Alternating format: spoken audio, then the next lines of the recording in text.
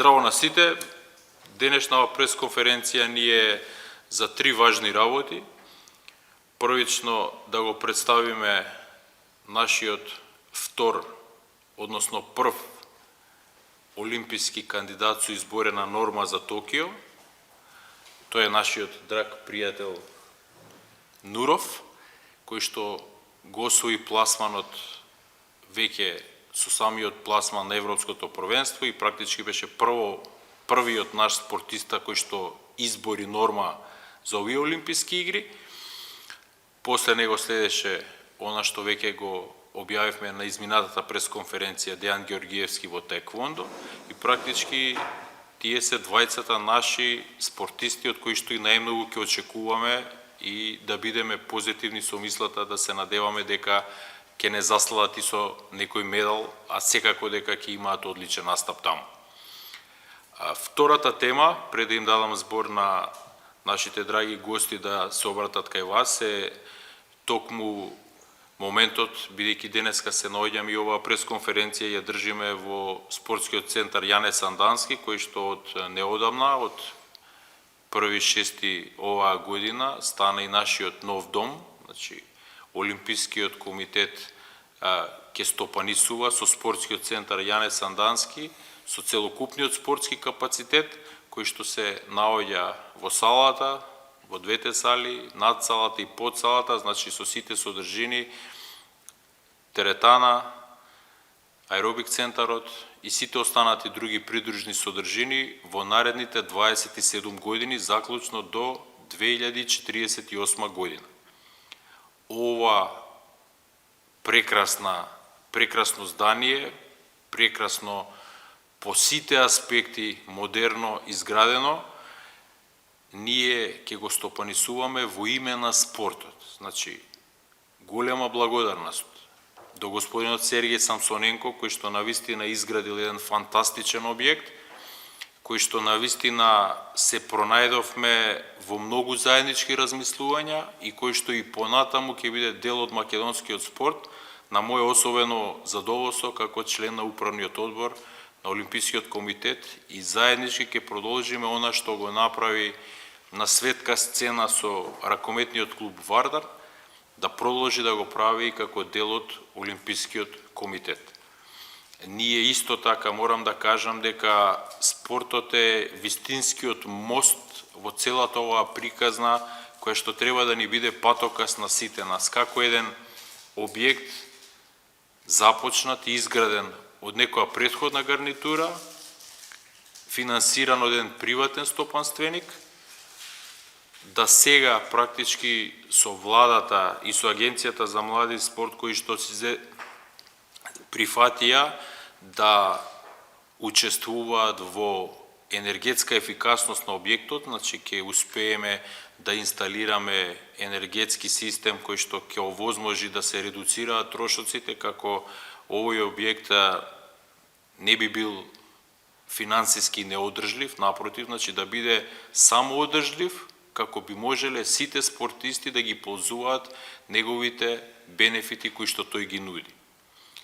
Кога сме кај објектот, ќе кажам дека една од клучните заложби наши, кои што ја имавме ние како Олимписки комитет и јас лично во мојата предизборна програма, дека ќе направиме таков еден инфраструктурен објект кој што ќе биде на располагање на сите спортисти, поготово младински репрезентативци, поготово наши идни звезди, секако и актуелни репрезентативци олимпијци, да биде максимално на дивна диспозиција, што значи да може да го користат без ограничување, бесплатно и не само тоа, да го користат под надзор на врвни спортски тренери за физичка подготовка, во кој што ние како Олимписки комитет со задоволство ќе инвестираме дополнително во нивна обука, дообука, да навистина имаме апсолутно сето она што го имаат и најразвиените светски олимписки федерации и олимписки комитети.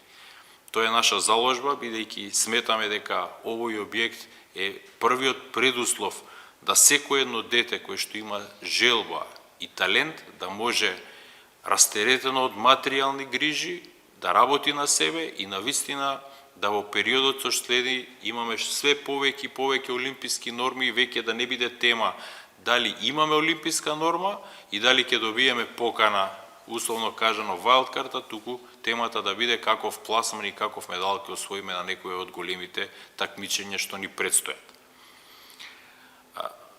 На крај сакам да кажам уште една битна работа, значи третата работа што сакам да ја споделам со вас, што мислам дека е многу битна. Јас бев пред неколку дена, се вратив од Атина на годишното собрание на Европските олимписки комитети, каде што бев заедно со генералниот секретар Сашо Поповски и меѓу другото донесовме 3 прекрасни вести. Првата дека потпишавме специјален договор за соработа со Шпанскиот олимписки комитет, со кој што и претходно имавме релации, меѓутоа сега ќе имаме уште поинтензивни релации, каде што заеднички ќе ги трасираме и подготовките и целите и ќе споделуваме искуства и знаења со Полскиот олимписки комитет и како шлагворд на сето тоа можам да најавам дека следната година 2022 Македонија, односно Скопје, ќе биде домаќин на Европската олимписка годишна конференција, што во превод значи дека целиот европски крем од спортски врвни работници, председатели на олимписки комитети, генерални секретари, председатели на сите највлијателни спортски федерации и секако представници од Меѓународниот олимписки комитет, тоа се некаде 250 до 300 на број, во месец јуни ќе бидат 3 дена во Скопје и практички ние не само што ќе може да се представиме во најдобро следство, него ние ќе можеме и на вистина да се представиме како земја со капацитет не само да се представи, туку и да понуди многу повеќе во тоа општо глобално спортско семејство. Прво, немного ми е мило овде да седиме сега и да спремаме и за Олимпијада, ама прво се сакам да благодарам председател на Олимписки комитет, спортски директор Владимир Богоевски, исто е генерален секретар. Благодарност и на Сергей Самсоненко, исто од мој дел Русија, човек, и благодарност и во овој ситуација што е влада дават поддршка. И прво, овде наш Нуров, много се очекуват стварно, се има желба и се очекуват се бори за медаль. И тоа за мене голема чест, лично за мене, зашто имаме и роднина меѓу себе и за мене ако ќе бидет медалист, и то за мене исто како ја земал уште една медаль за Македонија. Тоа е многу битно и лично не знам, секогаш Олимпијада такво голема игра таму. Много е важно така како и станеш утре, од собале како и станеш, како одеш, многу од срека зависи. Ама се верувам, се надевам, лично он дават од себе све што може и сега од овде идеме и уште и на лагерни подготовки, и после и со Русија ќе видиме уште перо 20 дена, после уште 15 дена и овде дават поддршка Олимписки комитет. И сакам да кажете нешто и Нуров, а ја преведам ако сакате. Фала многу Олимписки комитет, Агенција Млади спорт, што помагајут, дают возможност выступать, тренироваться, проводить сборы. Есть все условия, чтобы выиграть медаль. И мы сделаем все возможное от себя выиграть медаль на Олимпийские игры Токио, сделать наследие, как Магомед Ибрагимов, также выиграть медаль через 20 лет на Олимпийские игры. Все, что от нас зависит, будем делать, и дай Боже, будет медаль на Олимпийские игры Токио. Хвала много за Димитровски и Агенция Млади спорт и Самсоненко се. Спасибо. Пред се да кажам, јас дека сум презадоволен што се уселивме во новиот дом. Ова беше наш сон повеќе од 20 години. Многу пати имавме обеќавање дека во многу краток рок Олимпискиот комитет ќе добие свој дом, меѓутоа тек после толку години се уселивме во својот дом и ова е за нас голема работа затоа што самата институција Олимписки комитет ќе добие едно вакво здание кое во себе состои, има во составот свој има такви објекти кои на сите наши спортисти ќе им овозможат максимални услови за постигнување на подобар резултат.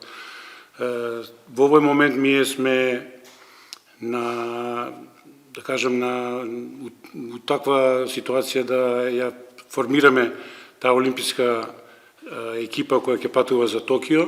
Во овој момент имаме 6 квалификувани спортисти. Ги кажавме двајцата наши најголеми надежи, тоа се Нуров и Георгиевски. И за прв пат после толку години одиме на една олимпијада со цел да направиме и добар резултат, а и поможда да освоиме медал. Поред нив двајца имаме уште четворица кои одат со вајлд карта. Тоа се Бранковски во стрелаштво, имаме двајца пливачи мачко и женско и имаме еден тркач во атлетика. Меѓутоа, бидејќи за жал вчера завршија си надпреварите и квалификациониот надпревар во Токио, за жал ниеден од нашите каратисти не се квалификува, меѓутоа ние сме у фаза и уште пред да почнат квалификациите, за секој случај ние побаравме да добиеме и вајлд карта за некој од нив, така да има неколку карти, вајлд карти побарано за Карате Федерацијата и за тие спортисти, така да во текот на овие 3-4 дена ќе знаеме дали сме добили или не сме добиле вајлд карта и тоа ќе биде фактички финалната листа на учесници на Олимпијадата во Токио. Меѓутоа за тоа ќе разговараме после некој ден кој ќе имаме таа финална листа. Инаку до Токио сите наши представници ќе им бидат овозможени максимални услови за работа, тие унапред им се поделени стипендиите, со тоа што можат својот план и програм да го извршат до максимум и се надеваме дека секој од нив ќе даде се, не само на тој припремен период, туку и на настапот на Олимписките игри, за што со подобар резултат ја представува нашата држава. Јас сум задоволен што овој пат идеме и со 6 души, иако тоа е мала делегација, меѓутоа бидете сигурни дека овој пат идеме да направиме резултат. И се надевам дека и го слушнавте и Нуров, а и Георгиевски, дека и тие се со идејата дека може да се вратат од Олимписките игри со медал. Тоа е наша желба, меѓутоа и можда и наша можност да направиме некој голем и добар резултат. Значи, после 2 олимписки циклуса кои што немавме практички спортиста со норма, значи немавме во Лондон, немавме и во Рио. Значи, после 2 циклуса повторно имаме 2 спортисти со норма, што е за нас добар почеток.